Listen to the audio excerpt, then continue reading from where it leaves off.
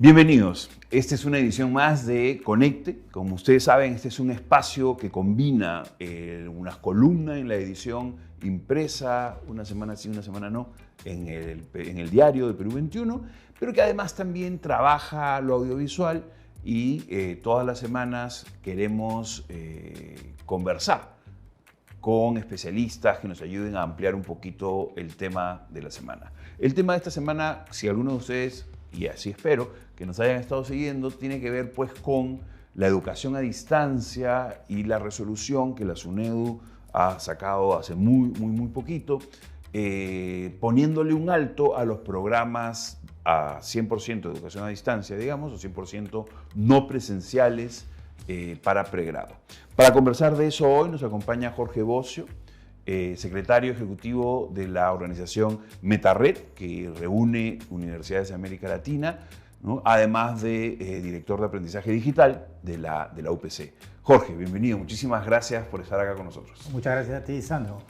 Qué bueno, primero, o sea, ¿qué te parece? O sea, ¿cuál es la mirada de...? No pareciera ser que esto es una tendencia, digamos, que SUNEDU se ha subido a una ola internacional, ¿no es cierto? Sino todo lo contrario. Efectivamente, todo lo contrario, como se está calificando esta resolución, este mandato que ha dado SUNEDU, es como un retroceso, ¿no? Es un retroceso a abandonar aquello que se logró avanzar rápidamente en el sector de educación. Es cierto que dicen que pandemia fue pues un disparador, ¿no? Un acelerador de la transformación digital, pero al ser algo obligatorio y forzado, ¿no? Requería muchos ajustes, y muchas instituciones después de la pandemia han invertido en hacer los ajustes precisamente para lograr niveles de calidad similares o incluso mayores que los que se tenían en la educación presencial. Es claro, creo que además es importante y no podría ser un argumento sólido, ¿no? Digamos, lo que sucedió en el 2020 fue educación, el servicio educativo de emergencia, ¿no es cierto?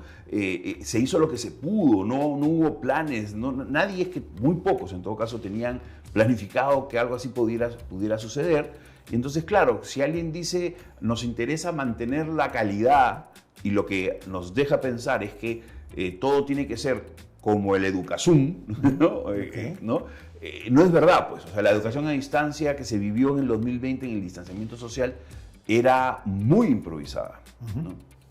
Sí, y además algo importante es que en la exposición de motivos, porque la norma que publican hace unos días es como que el refuerzo de la norma que publicaron a fines del año pasado, y en la exposición de motivos en ningún momento señala que la educación a distancia es de mala calidad, ¿no? Entonces, la discusión no está en el tema de la calidad, sino que la discusión pareciera estar en el tema de que necesitamos que estés presente. Y cuando escuchamos a los voceros de SUNEDU, lo que dicen es que los chicos necesitan estar presentes para poder ser formados.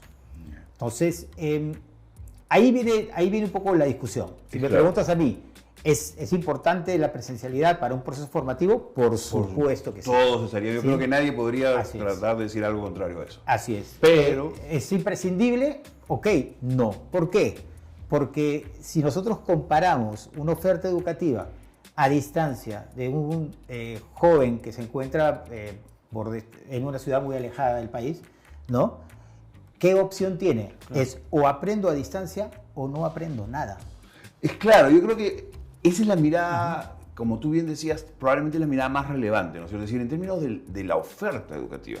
O sea, no se trata acá de que es, pues, un capricho de alguien que no quiere ir a la universidad, ¿no? Ni mucho menos, o una universidad que quiere abaratar costos y por eso piensa que no. O sea, yo creo que hay dos prejuicios fundamentales ahí que se caen por gravedad. Bueno, según la información que he podido ver, estamos hablando de millones de personas que tienen la percepción de que no podrían continuar sus estudios en la localidad en donde viven, ¿no? Entonces, algo ahí queda más o menos claro que hay un problema entre el acceso, la oferta y la demanda por educación superior, ¿no? Muchos jóvenes están, impedidos o tienen mucha dificultad para acceder a una oferta de educación superior de calidad.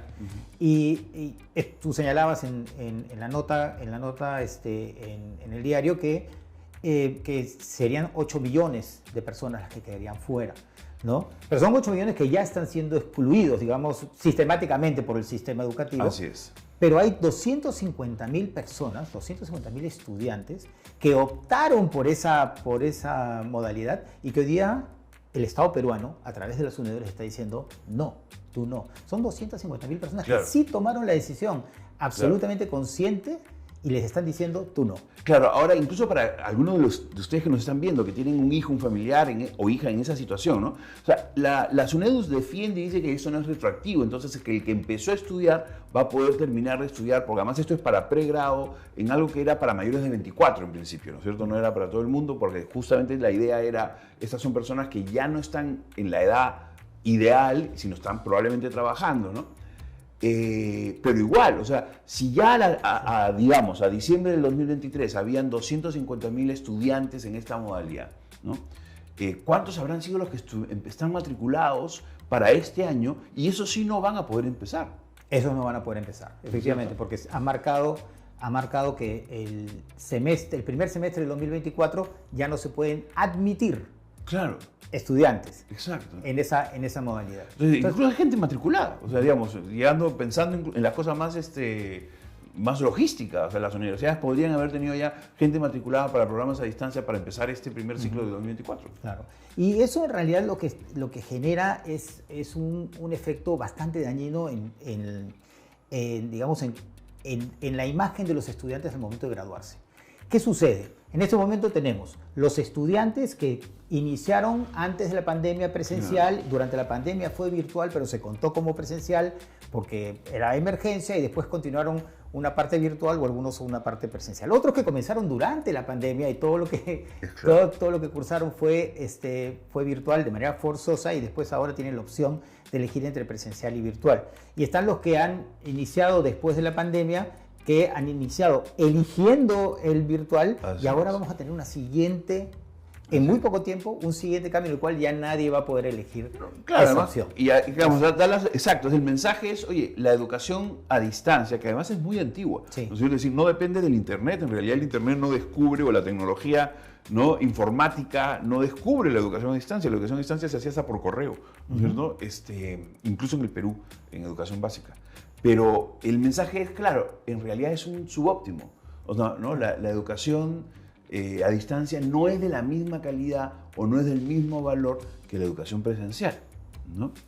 Y entonces, claro, ahí entramos a otro... Claro, pero lo que pasa es que ahí lo que digo yo es que el ente supervisor encargado de supervisar la calidad está renunciando a su función principal. Claro. Porque al prohibir, estás diciendo, yo no voy a mirar la calidad de esto, porque está prohibido. Claro, es peor, yo no sé, en realidad es un reconocimiento como de ignorancia en términos de, yo no sé cómo hacer, cómo regular, cómo supervisar, ¿no? Para que un programa de educación a distancia tenga calidad. Cuando hay miles de ejemplos en el mundo, es decir, si uno puede mirar, hay miles no hay miles, pero hay muchos estándares de calidad para educación en línea que están siendo utilizados por las diversas universidades. Si nos parece que la calidad de la educación de una modalidad en el Perú no está funcionando, entonces lo que tenemos que hacer es hacerla funcionar. No prohibirla, ¿no? Porque si la prohibimos estamos evitando que evolucione. Si el mundo entero está evolucionando hacia allá y nosotros detenemos ahora de manera forzosa, cada vez la brecha va a ser mayor. ¿Y qué van a hacer los estudiantes? Los estudiantes van a ir a buscar opciones en el extranjero. Obvio, o sea, digamos, pueden estudiar a distancia, ¿no? En muchísimas universidades del mundo, ¿no? Entonces es extraño, ¿no? ¿Qué va a hacer entonces después la autoridad? Cuando se dé cuenta que los estudiantes están estudiando a distancia, pero en España, en Estados Unidos, en México, en Argentina, en Ecuador, en Brasil, y esos títulos, esos grados tienen que ser reconocidos por el Perú. ¿Qué va a decir? Claro. ¿Desconocemos los grados de los otros países? Claro. Son acuerdos internacionales, acuerdos comerciales, tratados de libre comercio. Exacto. Entonces, finalmente, vamos a cada vez atrasarnos más y separarnos más del avance del mundo. Y, digamos, ¿crees, con tu experiencia además y con la mirada que esta organización de varias universidades en América Latina, Metarred, sí, ¿no? sí. ¿Crees que habrá un retroceso? O sea, será factible, aunque claro, esto es cada vez más complicado en este país, ¿no? Pero ¿será factible que la institución de SUNEDU diga, bueno, sí, nos equivocamos y se corrija? Bueno, me parece que la clave está en algo que has señalado tú, el tema de que hay un miedo al desconocido. Como no lo puedo manejar, entonces lo prohíbo.